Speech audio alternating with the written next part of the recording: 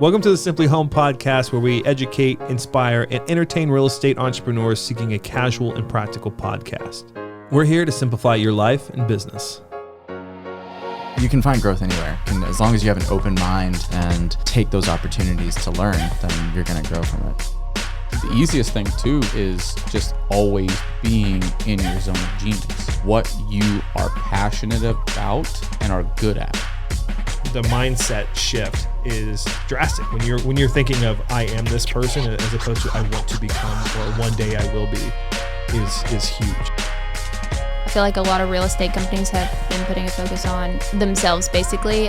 Recently we've been putting it on the agents, and that's when our socials have been doing the best. It's become really personal and we've gotten a lot more traction.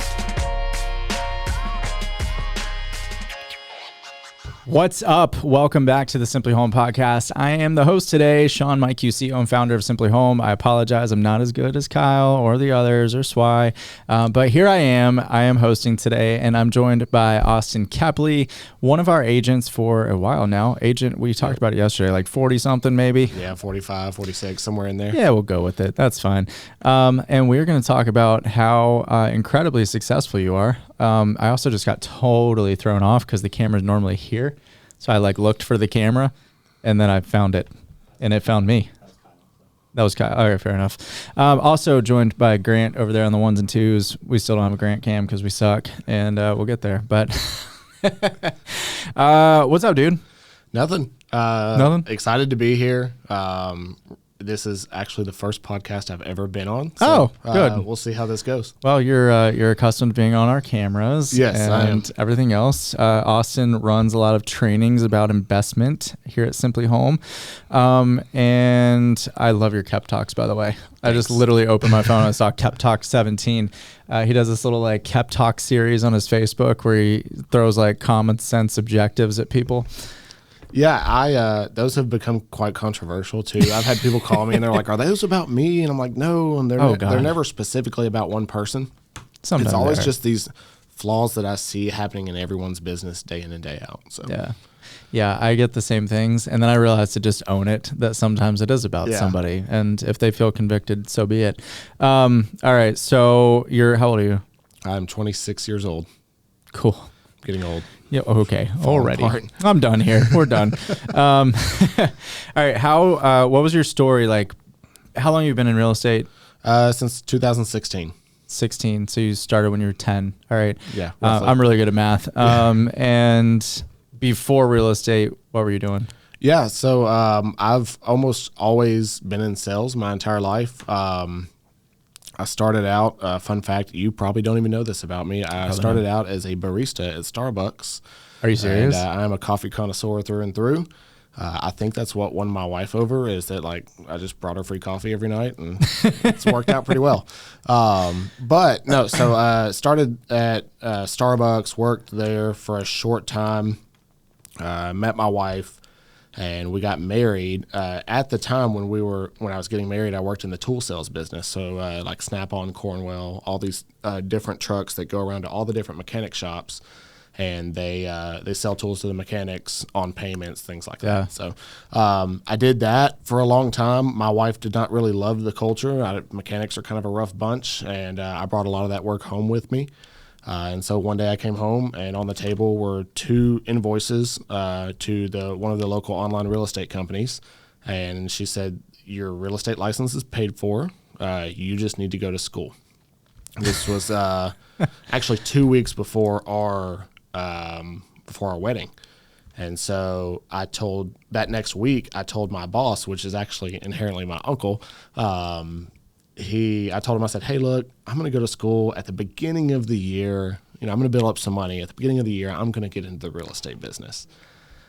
The day before my wedding, he handed me my last check and said, "No, you should just leave right now." So it was a great way to start off the wedding. It was the day before, the Friday before, something like that. I was full-scale panic attack or somewhere right in that area. So I blew through the entire licensing class. And honestly, it was one of the best things that ever happened because it forced me to make this business succeed. Yeah. That's crazy. That was pre-kids, right? It was pre-kids. Okay. So not as much pressure. Yeah, not nearly as much pressure. My wife had a job too, so that was great. And so from there, I went and got my real estate license and then started as an agent in 2016. Bought my first flip house on accident because I opened my mouth at the wrong time in 2018, and then decided I was getting in the house flipping business. Fair enough. All right. Well, if I call you and I ask for a caramel macchiato, I apologize. I had no idea that you were a barista. I can take care of you. It's if you get a small, it's 3 pumps of vanilla. Oh. There's actually no caramel besides what's on top in a caramel macchiato. So, fun okay. fact. All right. Fair enough. Good stuff. So interesting. I didn't know that. I got started in 2015, so we've been licensed close-ish to the same time. How was the beginning of your career? Obviously, you're rolling in. You've got a bunch of pressure on you now. You just got married. You just got fired. Just got started. Obviously there was just this huge panic in general of I've got to be able to provide for my family. But I remember day one, I just walked in and someone said, look, just start calling everybody you know and tell them you're a realtor. And it made it really easy for me because I was used to seeing probably 150 to 200 people a week on my tool route. Mm-hmm.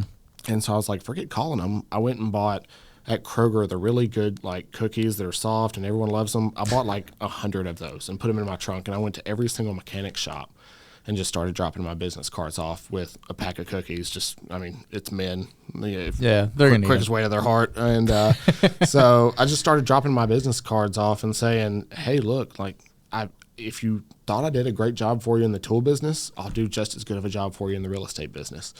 And it worked, which was surprising to me that you talk to people and they actually wanted to do business with you. Strange. So, relationship. What a concept. Yeah, well, I built relationships. And so got extremely, extremely lucky. I will say that I was blessed that I got my first deal within the first month of being licensed. Strange for any agent, I feel like. But it definitely gave me that first little kind of view that I can do this, and this is something that I can build into a business. Yeah, just a little confidence boost. Yep. I always tell people the hardest deal is the first deal. Oh, yeah. So once you get that, you start building that confidence deal after deal after deal. But, and it was with a family member, so those are even tougher. Yeah, of course. So many people, though, they feel that pressure that, you've got a ton of pressure on you in that type of situation, and a lot of people feel that pressure and freeze. Mm-hmm. You took that pressure and you spurted into action and activity. I feel like you do the same thing today, right? Like you feel like backed into a corner, you're like, go, and just bowl through it all. Do you feel like that's a character trait that you're just ingrained with, or is that something that someone could like develop into themselves? I believe it's a little bit of both. Even as a young kid, I think every entrepreneur can probably sit at the table and tell a story of how they used to mow yards, or they used to I for a long time, I think we talked about this when I first joined simpliHŌM, I flipped cars. Yeah. One day you called me and you were like, how many cars do you own, man? And I was like, no, I flip cars. So I've always had some sort of just go get it attitude, I guess, where I just always wanted to be in business or always wanted to be working. My uncle that I worked for, he definitely ingrained a lot of that in me. And then I would say probably my dad. I get a ton of work ethic from my dad. A lot of it, though, was growing up, and I think it's something that we share, that we were both, I like to say, kind of kids of the recession in a way. Mm-hmm. I saw both my parents, my mom and dad are divorced. Both of them lost their houses during the recession. I saw kind of the my stepdad worked 3 jobs at one point. Yeah. And I remember as a kid looking at that and saying, I'd never want to only be able to see my kid for 1 or 2 hours a day. Yeah. And I knew that they were doing everything they could just to put food on the table, especially through the recession. But I remember thinking, I don't care how hard I have to work, I'm not going to put myself in this situation. Yeah. Yeah, I remember days going to school and like my dad would drop me off, and like I knew that the house was going on the courthouse steps that day. Yep. Unless there was like a miracle that happened, and like my grandfather would pull through and like pay to get it off the courthouse steps. So yeah, I mean, it's definitely a thing that we grew up with, and I think ingrained that extra little bit of, let's just make this happen. Yeah. So 2018, you accidentally buy your first flip.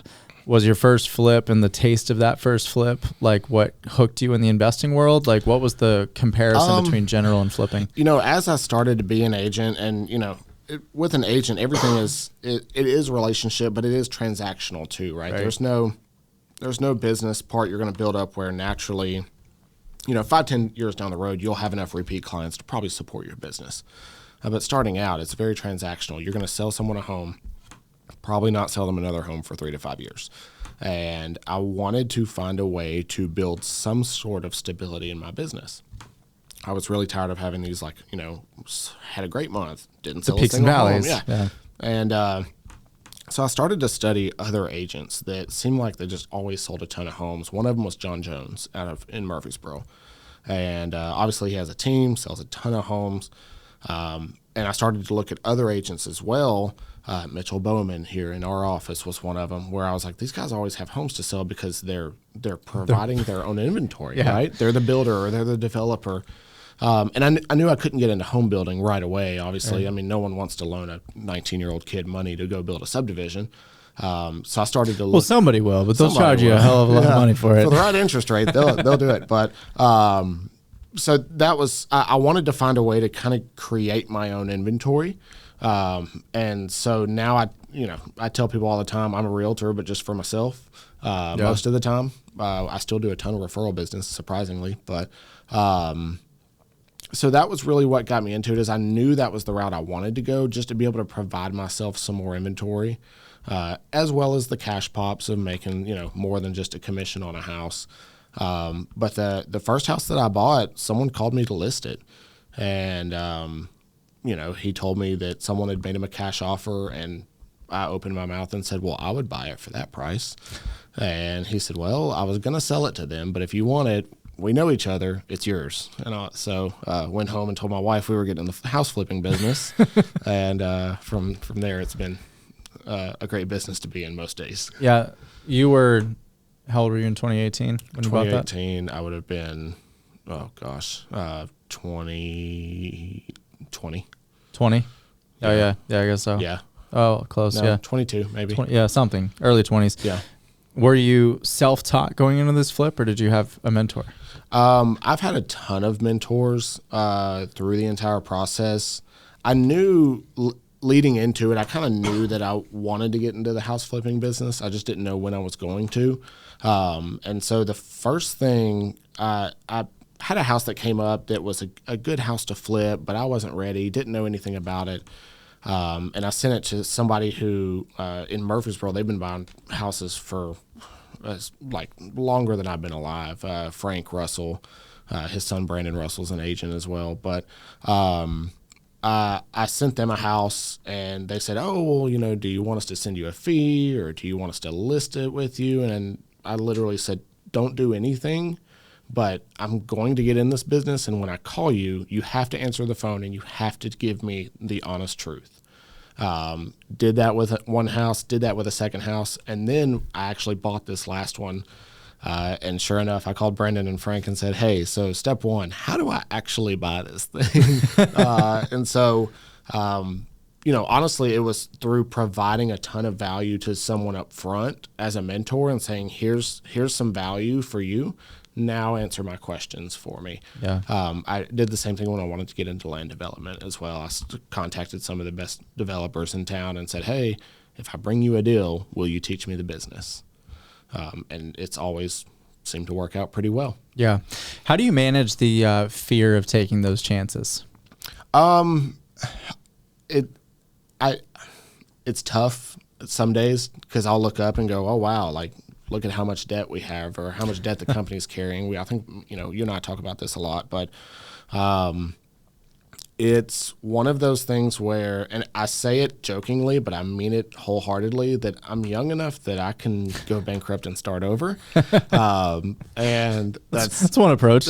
But honestly, it's mentally, I'm going to the extremes and saying, what's the absolute worst that can happen? Can this kill me? No. Yeah. And so if it can't kill me, then I have two options. I can either settle the rest of my life, or I can take a chance, and maybe worst case, I end up working a 9-to-5 when I'm 65 years old. Yeah. Oh, well, at least I can say that I tried to not work. Or worst case, you have the knowledge to start over. Exactly. Right. And it's a lot quicker. We do talk about this a lot, because we take a lot of risks. Yeah. I wouldn't be where I am without it. You wouldn't be where you are without it. How many projects do you have these days on any given day? 16 to 20 roughly. Yeah, that's a At lot. any given time. So a few. Cool. When did you so, I've told you in the past, I did a flip in 2018, and the best memory of that flip was when I fell through the floor and screwed up my right wrist. And It reminds me often when it pops. I made $0. I spent 4 months of my life driving back and forth to Hermitage or Old Hickory, wherever it was. And I hated it. When did you realize that you loved it? I don't love it. No, I hate this business. No, honestly, for me, it's there's something. The business became more fulfilling as I started to hire more people, and so to be honest, if my business, if I could make more money or support more people by selling dump trucks, I would sell dump trucks. Yeah. If it was by doing podcasts every day of my life, that's what I would do. I've just found a way to fulfill my desires of being able to support a ton of people around me by flipping houses. One day I got really bored and started to calculate how much money we pay out to other people.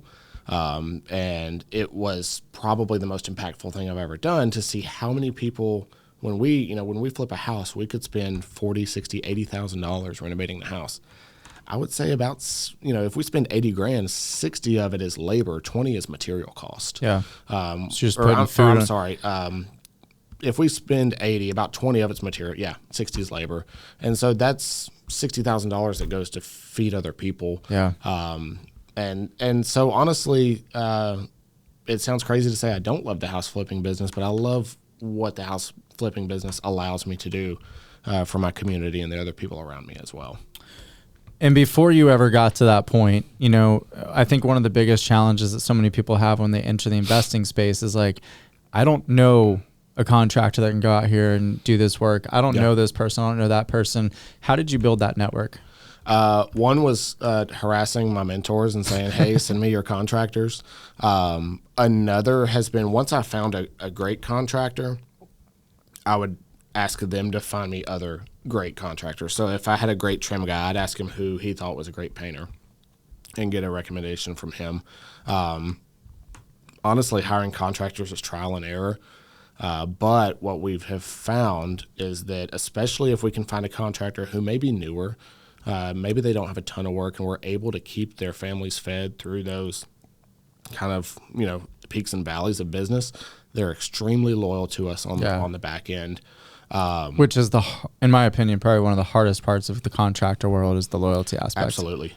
I mean, it's always amusing to me to see people complain about delays. We have delays just like anyone else, but we get put at the front of the list because we've always provided a steady stream of work for our contractors. Our contractors, we'll put them up against anyone in the market. We've got some of the best contractors. That's awesome.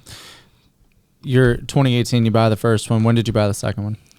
So we bought, in 2018, we ended up purchasing, I want to say 4. We did 4 our first year, 4 our second year, and then we blew up. So it took 2 years to really even see any traction in the business. And through those 2 years, what changed in your daily habits? Part of it was just getting some clarity on the vision for me personally. I struggled because I was great at real estate, honestly, as an agent.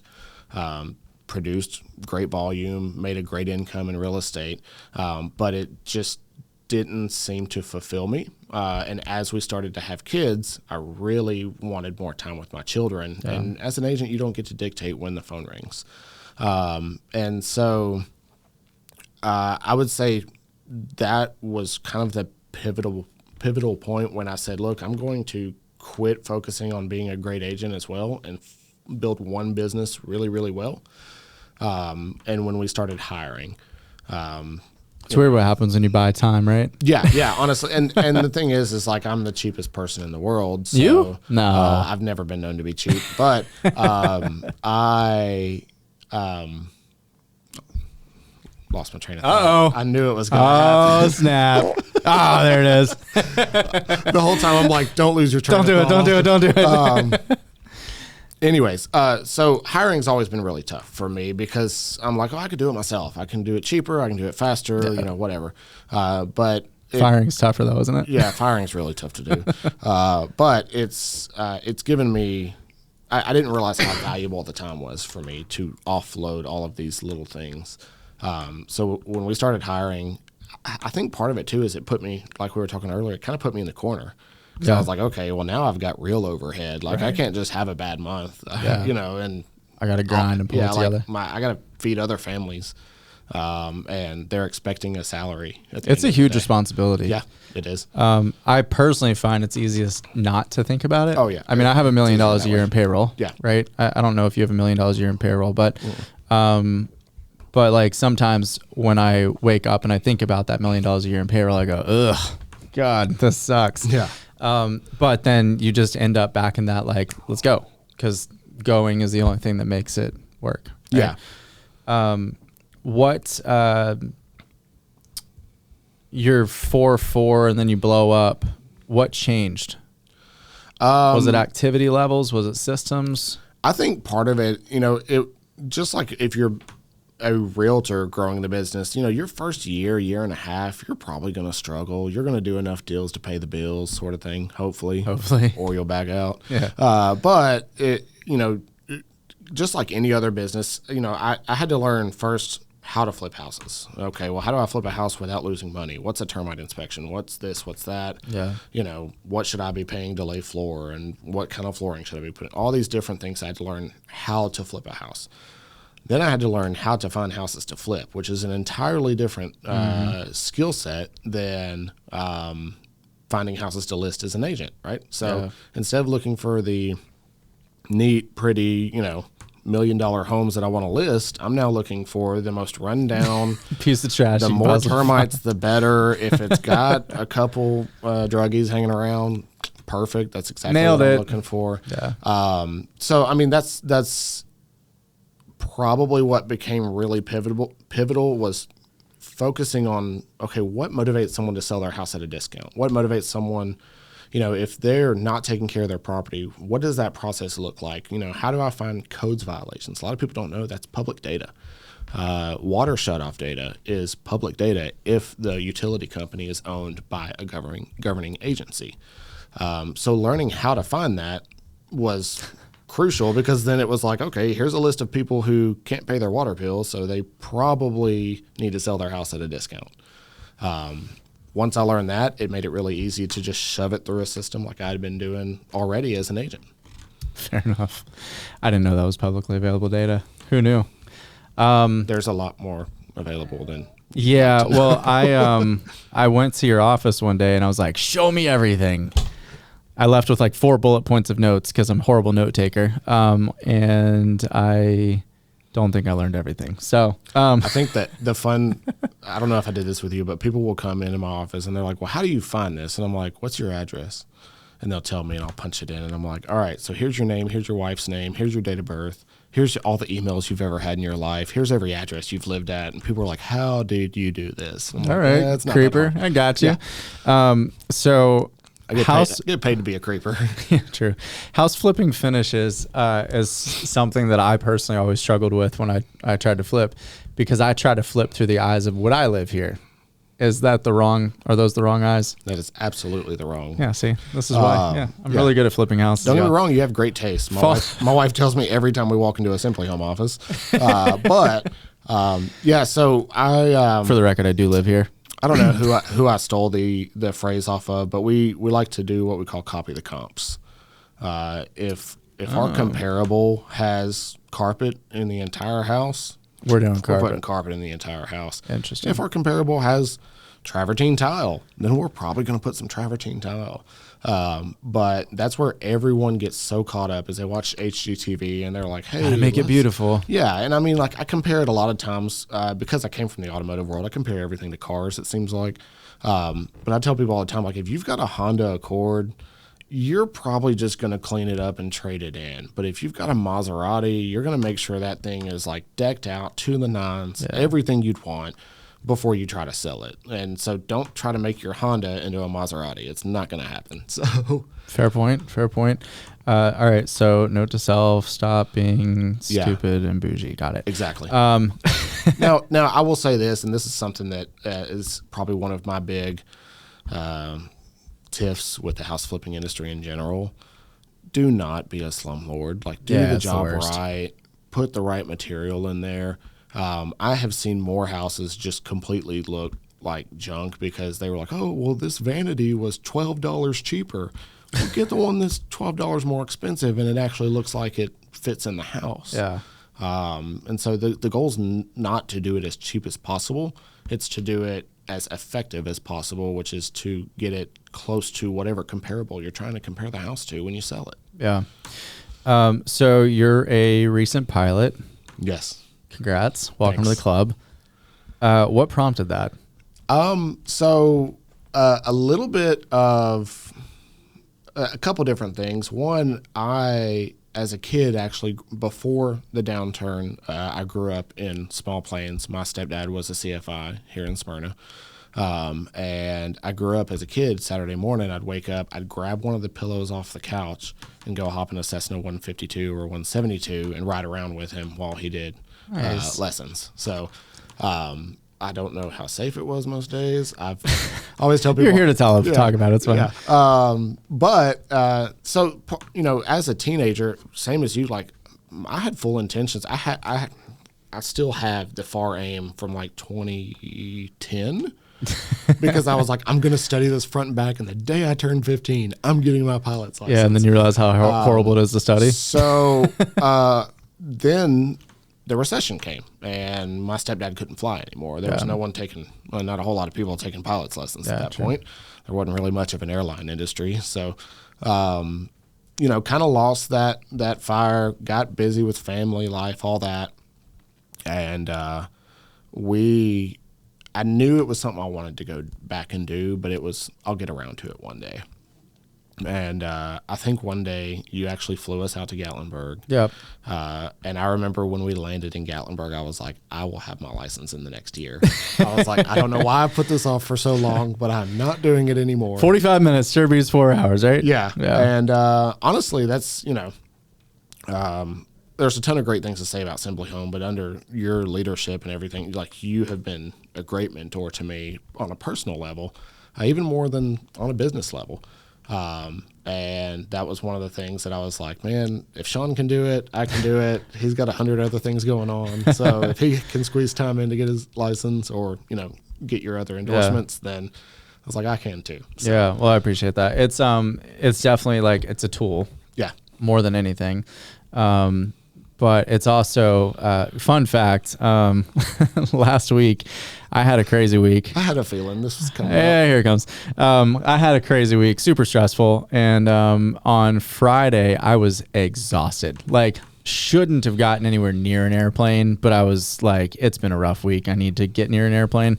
So I called up Austin and I was like, hey, bro, how's your week been? He goes, it's been a horrible week. I was like, yeah, me too. You want to go fly for 30 minutes?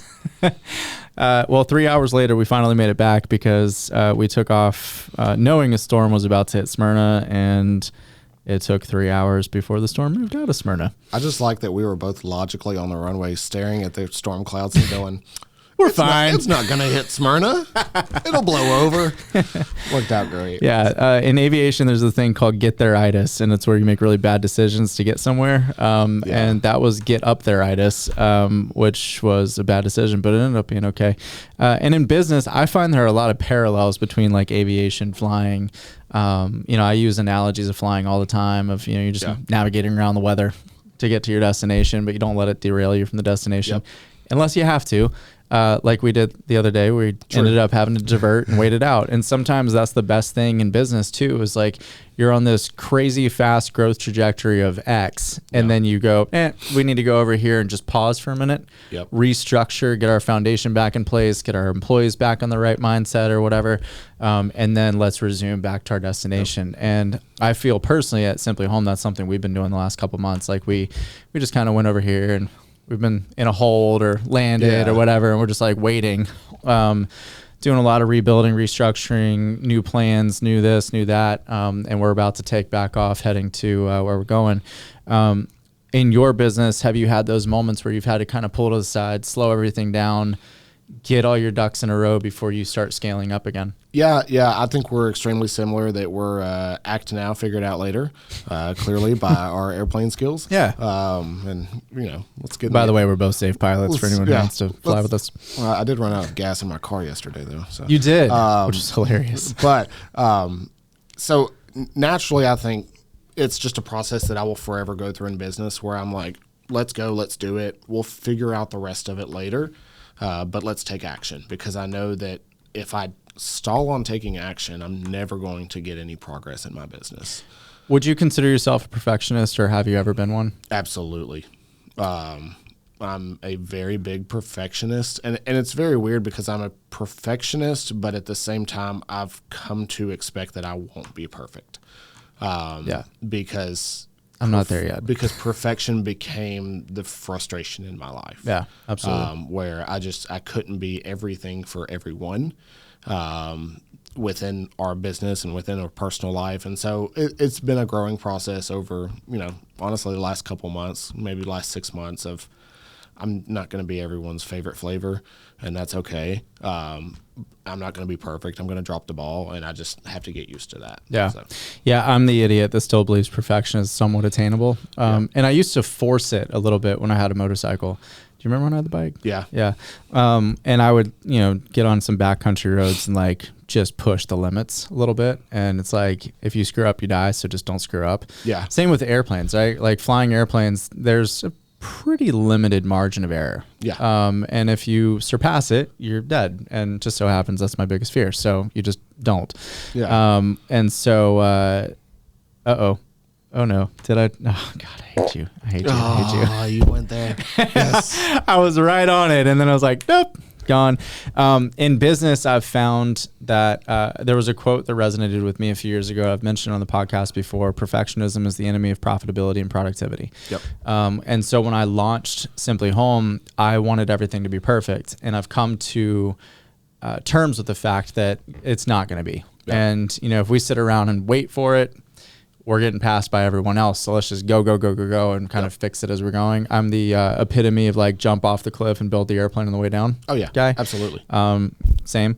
And it's a growth thing, I think, that we all have to face. But also the fear is something that holds people back, because they almost hide behind a veil of perfectionism when in reality it's a fear of action, or a fear of failure, or a fear of success, or whatever the case may be. We find it a lot, the house flipping business, especially over the last 5 years, has just become so over glorified, quite honestly. Yeah. Everybody wants to get into it. And it's interesting because we've brought in 3 different people, 2 of which are still with us, 1 that's not. But they all had an interest in getting into the real estate investing business and had tried it on their own at one point. And my Kep Talk today was actually about it on Facebook. But every single one of those salespeople we were able to bring in, and I didn't teach them contracts. I didn't teach them how to make offers. I didn't teach them how to evaluate repairs. The only thing I taught them how to do was how to make calls and how to talk to a seller. Once you get a number out of the seller, come talk to me. And the reason is because I want to push them to action as quick as possible, because I know that if I give them 100 other things to do, they're going to do all 100 of those or 99 of them before they call a seller. So if I just give them one thing to do, which is pick up the phone and call a seller, and when you think you have someone, I'll let you know if it's actually a deal or not, and it works out a whole lot better. Yeah. Does that limit your scale potential?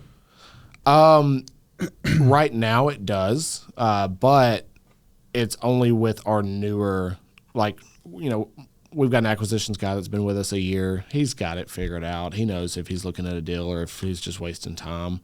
We had a guy join us 2 weeks ago. He's already kind of got the gist of it, but for that first couple months, they kind of don't know what's a deal, what's not a deal. Does this make money? Does it not? And then from there, now our I guess more senior sales agent, he'll kind of call me and say, "Hey man, I'm pretty sure this deal works," or "Hey, this doesn't work, but just so you know." So they'll start to figure it out. It does slow us down a little bit in that I can't just push a ton of acquisitions agents through to have more people buying homes for me. But then again, it's my name on the paper. It's my money I'm putting up to buy the houses. So I do want to be able to supervise it to an extent. Yeah. And with the scale of employees, obviously having employees presents new challenges into your business. But challenges that you've faced, you've overcome, whatever. What keeps you up at night? Honestly, that's a tough one. Besides Too many things. Too many things keep me up.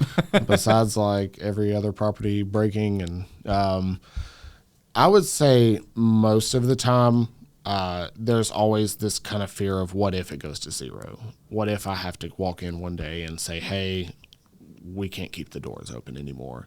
And honestly, it's something that at some point I had to sit down and just realize it and say, this is a risk that I'm going to have to take.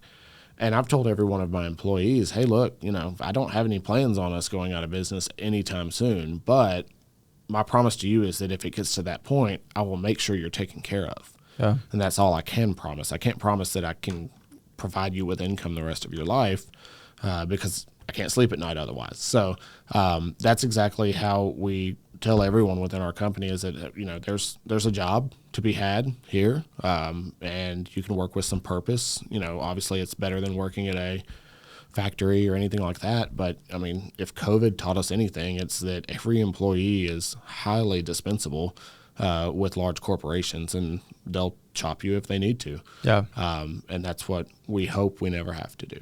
Yeah. Have you ever read the book Predictable Success? I have not. You should. It's something that really helps with the understanding of the life cycle of a business, and starts to ease those fears a little bit. Oh, wow. Because it's something that I struggle with too. Yeah. And I say struggled with, past tense. I don't know that I feel that fear much anymore, because it's I just got to a point where, everything starts to flow and the success becomes more predictable. Yeah. And it doesn't mean that you can control it, but it does help with alleviating that concern more so. With everything that's going on out there, we've had record mortgage rate increases in the last 4 or 5 months. We've had the CPI came out today. I think inflation was up 7.1. 7.1. Up 17 annualized. Yep. There's going to be another rate hike the end of the month. Quite honestly, I kind of hope they just do something that they've never done before and do 125 bip raise. Let's just end it and move forward. But I'm pretty sure they'll do a 75. Probably. What's your input or thought on the economic outlook, and how does it affect your business?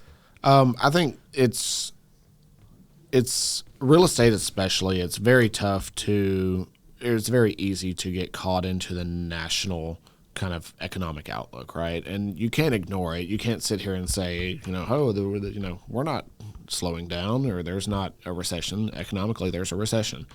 But at the same time, there's not enough that's ever published about local factors, Correct. What's going on locally in our market. Yes, there's across the nation, there's, whatever, unemployment's going up or whatever it may be, whatever the new headline is this week.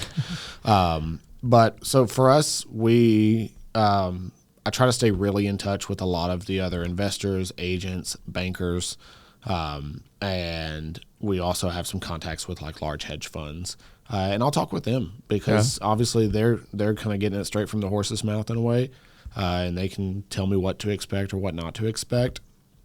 I'll be honest, about a month ago, I had a small heart attack. Thought we were going into 2008 all over again, and I was going to be the next Dave Ramsey talking about, can I say Dave Ramsey on this podcast? Okay. You say whatever you want. Anyways, I thought I was going to be the next Dave Ramsey and, be teaching financial peace because I had none and went bankrupt. Well, just get your envelope system together first. Yeah, Okay? I'll get my envelope system together.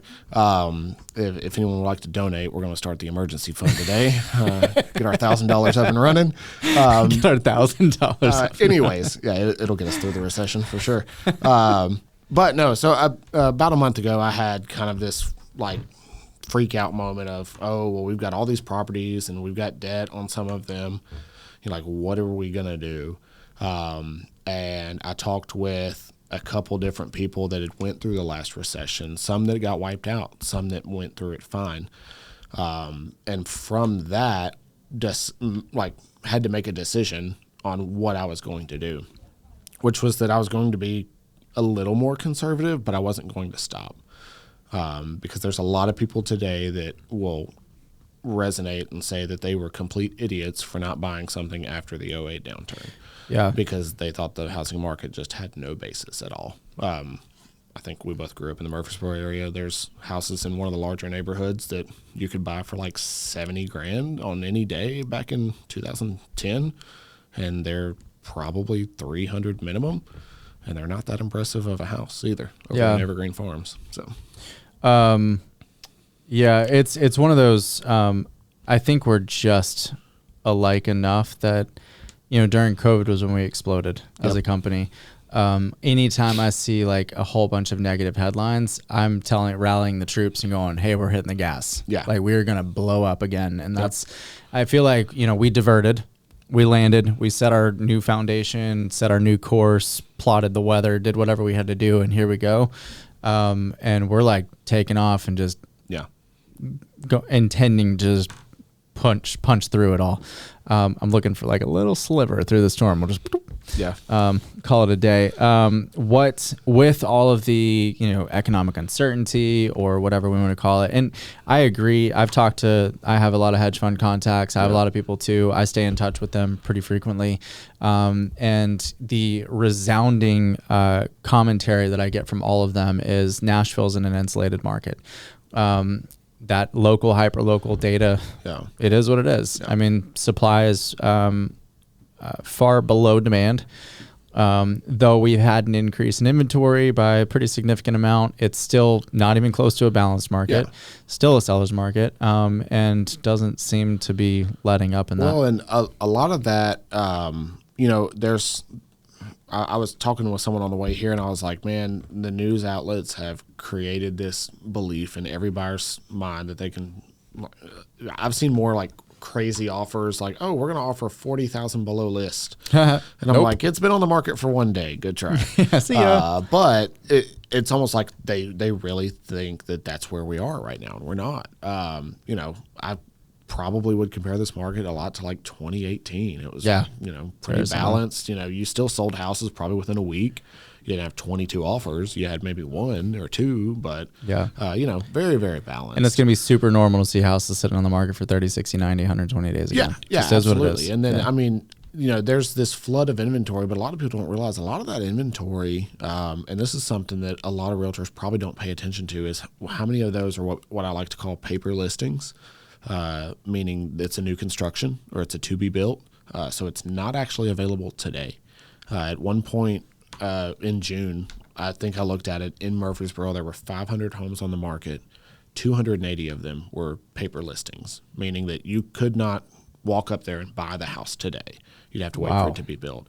And all it was that every builder was holding back all of their listings because they didn't know if the lumber package was going to be $30,000 or $100,000. Yeah.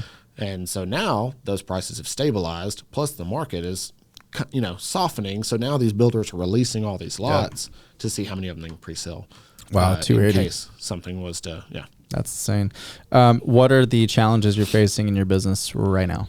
I think challenges with us is just those beginning, I don't want to say the beginning stages of scaling. I mean, I think we've got 5 people on staff now. It's just learning how to be a great manager versus just a great operator. You know, I fall into the trap every day of, well, I can just do it quicker myself. And then I find my employees standing around and staring at me, and they're like, well, that's what you hired me for. Yeah. And like cleaning out houses on Saturdays? Yeah, cleaning out houses on Saturdays. Or, I mean, you name it, I'll drop the ball. And that's part of it, is that I never want anyone in my organization to feel like I'm above a certain job. And so I'll step in. I mean, last week, I think I laid 1,100 feet of vinyl flooring at one of our projects. We're just a little behind on it. And I think that's something that they do appreciate, is that, like, he's not just sitting in his office barking orders. Yeah, of course. He'll pick up the ball and run with it if he needs to. Yeah. But I'd say just that delegation, systems, processes, you know, everything's just been kept in my brain, which is probably why I don't sleep well. But Get it out, man. Yeah, As Brett would say, brain dump. God. Yeah. Shout out to Brett. Shout out to Brett for the brain dump. I hate brain dumping. If I'm an agent or not an agent, but more so an agent, and I'm trying to get started in investing, what's your one piece of advice? I think my one piece of advice, and no one likes it because it's really simple, but it's to find someone in your market that's already doing it and ask them how you can bring them value. I wouldn't be in the house flipping business if I didn't ask one person how I could bring them value. And most, I would say 99% of people who flip houses, I know that I cannot physically flip every house there is to flip out there, every opportunity. There's no way. And so I do not care to share just about every part of our business. You came in and I literally just opened the books and was like, this is what we do. This is how we do it. I don't care that anyone knows. It's not proprietary. Yeah. We just come in and we work hard every day and we do business. You're also smart enough to know that 99.9% will never use that knowledge. Exactly. Yes. I believe it's technically like, I don't know, 5% of people will actually do something with the knowledge I give them. Yeah. But, All right. 95. yeah. But it's, see, there we go again. It's okay. It's okay. Good advice. Good advice. All right. And how do people follow your Kep Talks? You can add me on Facebook, Austin Kepley. I believe my Instagram is Austin_Kepley as well. Do I follow you on Instagram? Are you ever on Instagram? I'm hardly on Instagram. If you want all the best of Austin Kepley, you got to get on Facebook. You do? I'm like a 45-year-old man at heart and refuse to go to any other platform. But Facebook's where I... He'll be doing dances on TikTok next month for... no, but our new sales guy apparently was TikTok famous at one point. Oh, really? Yes, and something about some other sites that he... we'll leave it there. Cliffhanger. All right, that's gonna wrap it, man. Thank you Awesome. thanks for coming and sharing your story. I'm gonna order a caramel macchiato when we leave, and that'll do it. All right, thank you guys for tuning in. You can find us on YouTube, Spotify, Apple, anywhere podcasts are. We appreciate you. Leave some comments, and we'll talk to you next week. Hey guys, it's Swy. Thank you for joining us this week, and we really hope you got some useful information and we made your day a little bit better. If you're interested in joining the movement of realtors getting their time and life back, check us out at joinsimpliHome.com on the browser, at simpliHome on socials, or in the description. See you next week.